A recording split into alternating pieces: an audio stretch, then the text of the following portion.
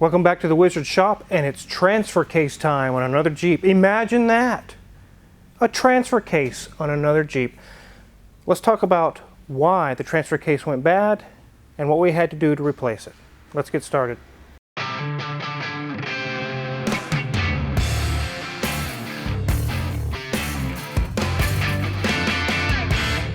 So in my days at the shops I've worked at in the past, we had Jeep Commanders, Grand Cherokees, multiple different models of Jeeps that used a quadra-drive system, an all-wheel drive type clutch transfer case.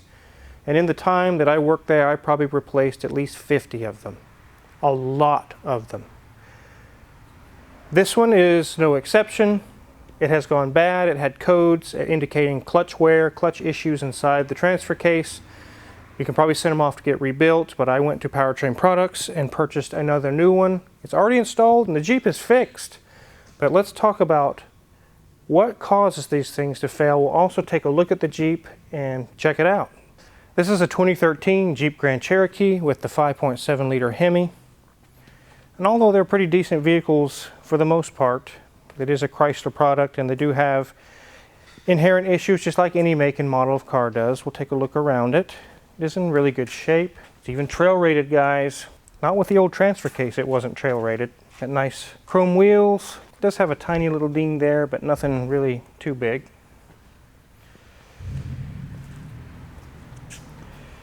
Has a towing package. It's in pretty good shape. It has the iconic Grand Cherokee rear end. That rear end pretty much is the same. I mean, it's been restyled. It looks different, but it's very reminiscent all the way back from the 90s. They've really kept that style alive a long time.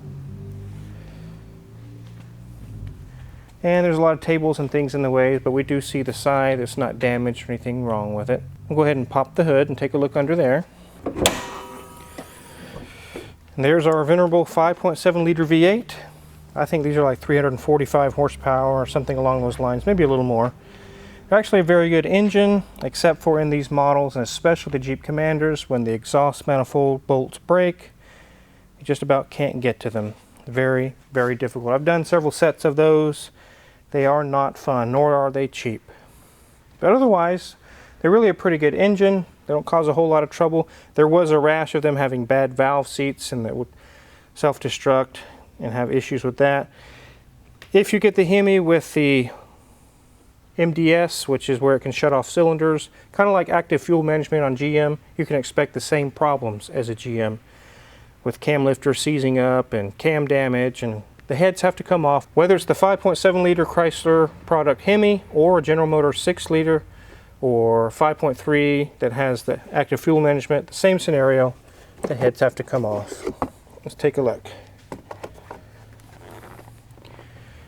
Here's our big plastic intake. These have 2 spark plugs per cylinder, and on the older Hemis it was a pain having 16 spark plug wires all over the place. But these have 1 coil for each 2 spark plugs. So there is 16 spark plugs on this vehicle. This Jeep is not in here for engine problems, luckily this time around. It's in here for transfer case issues. But before we get to that and put it on the lift, let's take a look at the interior. Well, ladies and gents, let's check this bad boy out. This has 106,000 miles on it, and it has, you know, classic Jeep styling, a little bit of GM mixed in here as well. They are trying to up their game by putting in a wood grain. The wood grain is not actual wood, but it is a nice, lovely faux package. Leather seating, looking good. Nice center armrest, leather coated. It is an automatic. Here we have our 4-wheel drive and our ride height controls, easily accessible by the driver. Not a whole lot of buttons here, pretty simple. Don't need to complicate the world with 100 buttons like we've seen in some of the other cars. And we have a lovely roof with a huge, I'm guessing a panoramic roof up there underneath the cover that is down. And again, nice back seat, leather of course, and it's looking in good shape. No tears, no major scuffs. It's looking good. And a little bit of wood trim also in the back seat. Other than just needing a little bit of a cleanup, this thing is looking good. Looks like an easy car to operate when you're driving down the road and not getting confused with too many operations. Let's get this in the air.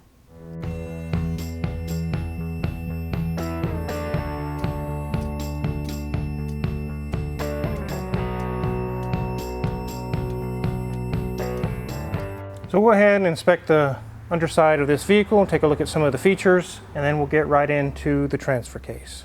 See our Hemi oil pan right there, the oil filter. Pretty easy to do an oil change on these. There's the red oil filter and the drain plug right there, easy to get to.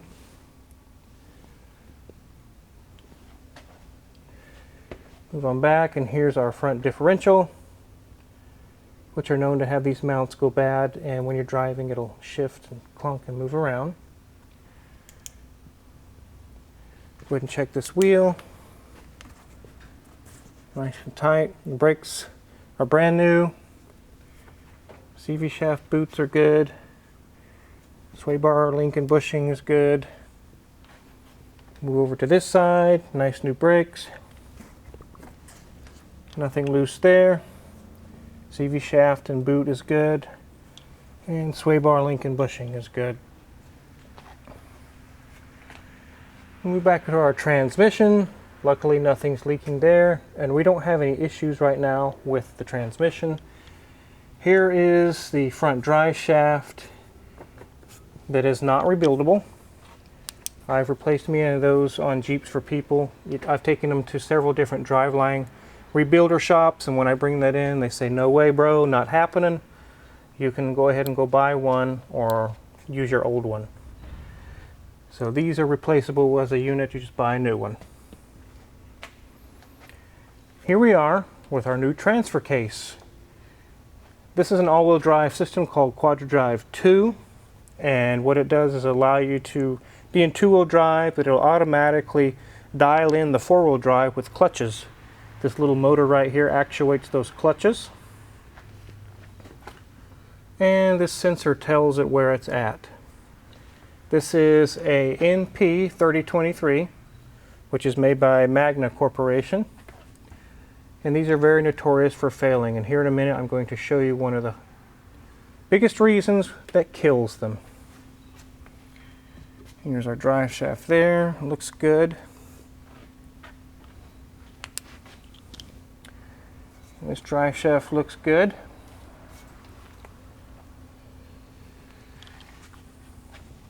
Check these wheels out. These pads are still good. They have a little life left in them. Nothing's loose there.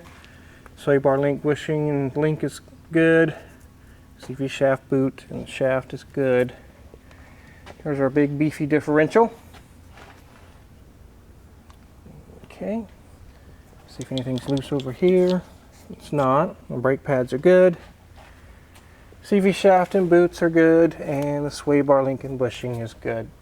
I imagine a spare tire or something should have gone here, but it is missing. There is nothing here. Now, talking about the transfer case, why do they fail so bad?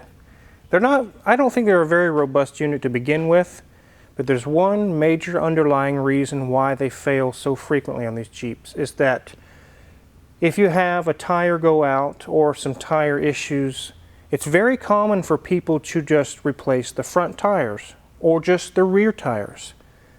And then the next thing they know, they burn the crap out of their transfer case. And they're like, this car's a piece of junk. No, it's not really a piece of junk. You just didn't follow the guidelines that says all four tires have to be of equal size all the time. So if you're going to replace one tire, the rule of thumb on this transfer case is whether you like it or not, you will replace all four tires. Because if one set is larger than the others, the computer thinks, I see the front wheels spinning at a different speed than the rear wheels. We must be on ice or a slippery road condition. I need to start actuating the clutches inside the transfer case. Maybe we need some four-wheel drive action going on. And it does that over and over and over until it burns your clutches up. And then you think, well, what a piece of junk vehicle. When the truth is, this thing probably wouldn't have failed if it didn't have different size tires. Now this one actually has proper size tires, and maybe sometime in the past it had this issue, I'm not sure. But I also talked to my buddy who works at a dealership. All he does is Chrysler vehicles, and he has told me, he said, Car Wizard, every time that one of these comes in burned up, it never fails. The customer just put 2 new tires on and left the old 2 so that they worked at different speeds, and destroys the transfer case. You'll know this is going bad when you get the service 4-wheel drive message on your dash, and you'll start hearing this thing constantly actuating. It makes like a clicking noise underneath. You might feel some jerkiness. It's trying to engage the 4-wheel drive when you're not needing the 4-wheel drive, like when you're in a turn, going around a corner. You're like, why is it doing this weird jerkiness? It's your transfer case. If you put 2 new tires in the front and leave the old ones on the back and drive that way for 3, 6 months or a year, by the end of that year, you can plan on a new transfer case. This job is easily $3,000. It can be more. I got a brand new one that you just saw from Powertrain Products, and it cost me a little over $2,000 just for the part. That doesn't include the labor or the fluids or anything else. So you think, well, it should be cheaper than that. No, it shouldn't. That's just the way it costs. Sorry, that's the way it is, guys. These things are not cheap. So it's kind of a shame. You don't want to waste 2 good tires that are still got some life in them. You can sell them on Marketplace or something like that. Somebody else could still use them. But on this vehicle, we'll need 4 new tires. Let me show you kind of how this thing works. Let's take a look at this old one. So right here we have seen on the new transfer case that's currently installed, there's a motor right here. Obviously this one doesn't have a motor anymore. But all it does is actuate this little shaft to engage the clutches. I knew when I diagnosed this one, I took the motor off and did just like I'm doing here, and it just turns and it turns and it turns, and I knew the clutches are shot in this thing. So that's basically all that little motor does, is when it decides it needs to engage the transfer case, it turns this shaft and applies the clutches. And when you don't need 4-wheel drive anymore, it lets go and loosens up the clutches. Right here, you can see a little slot.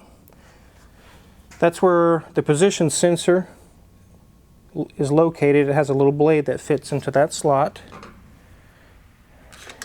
But you can see that as I turn the clutches, it tells the computer the position of the clutches.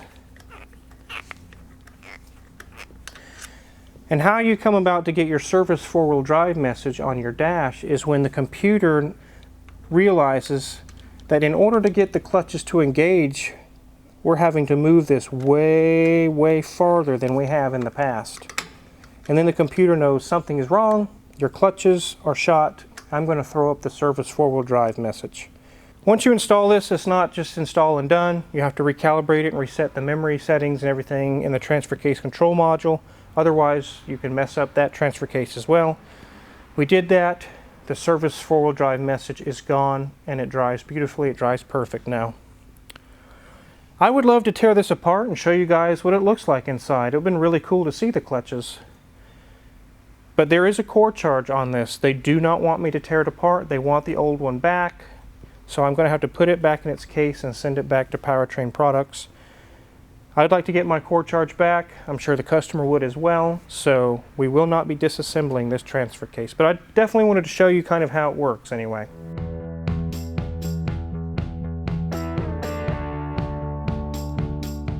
So keep that in mind if you're in the market to buy a Commander, a Grand Cherokee, any of these that use the quadra-drive system, especially that have the Hemi V8, there's quite a bit of power there. If you show up to the car lot or to the private seller's place and you're checking the vehicle out and you see mismatched tires, different brands, different sizes, things going on the vehicle, run. Don't walk away, run away. Because very likely that transfer case will soon be on its way out, if it's not already, and you get to pay the $3,000 or more, however, whatever other damages they may find, to take care of the problem. Now, if you find one of these that has the service 4-wheel drive message and it's time for a new transfer case and you can negotiate the price really low based on that fact, you need to also factor in 4 new tires. So make sure you include that in the negotiations. Say, hey, I'm going to have to replace the transfer case and I'm also going to have to put 4 new tires on this Now let's talk about the price. Keep that in mind. But if you're not interested in dumping the money into repairing it, you just want to turn the key and drive type of vehicle, and you see mismatched tires on these, don't do it. Don't do it, guys. So if you're curious what kind of tools we use in the shop to do these types of jobs, check my Amazon affiliates link in the description below. We get a small cut and we really appreciate it. And if you haven't hit the subscribe button already, I really recommend you do that now because there's lots of sweet projects to come. Thanks for watching.